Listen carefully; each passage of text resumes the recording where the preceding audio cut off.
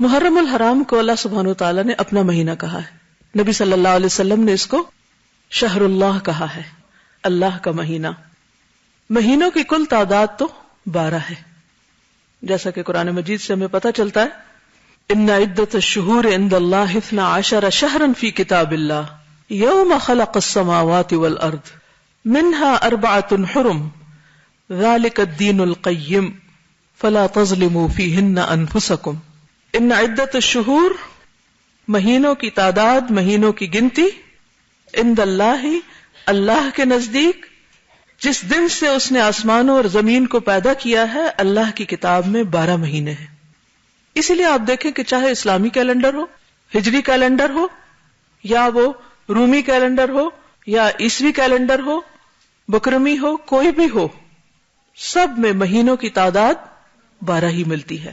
اور یہ کس نے بنائی؟ اللہ سبحانہ وتعالی نے. کب سے؟ جب سے اس نے آسمان و زمین کو پیدا کیا. اور ان میں سے 4 مہینوں کو اس نے حرمت والا بنایا، جن میں سے ایک رجب اور 3 مسلسل ذوالقعدہ، ذوالحجہ اور محرم. منہا 4 حرم. اور یہ 4 مہینے جنہیں حرمت والے قرار دیا، ان کے پیچھے بھی ایک خاص غرض ہے.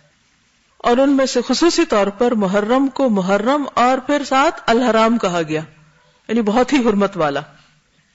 محرم کس کو کہتے ہیں؟ محرم کا لفظی معنی ہوتا ہے ممنوع، حرام کیا گیا، مقدس، عظمت والا، لائق احترام.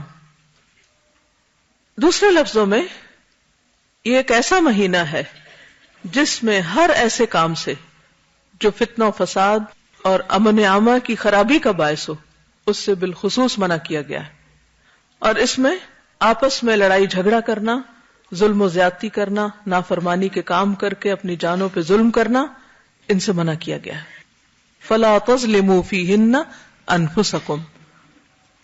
ویسے تو انسان کو کبھی بھی اپنے آپ کو ہلاکت میں نہیں ڈالنا چاہیے، اپنے اوپر ظلم نہیں کرنا چاہیے، دوسرے انسانوں پر ظلم نہیں کرنا چاہیے، لیکن ان مہینوں میں خصوصی طور پر اس کی پریکٹس کروائی گئی، اس کی تربیت کی گئی. آپ دیکھیے کہ سال کا اختتام بھی کس پر ہوتا ہے؟ حرمت والے مہینے پر، اور آغاز بھی حرمت والے مہینے سے، یعنی سال کے دونوں کناروں پر حرمت والے مہینے ہیں.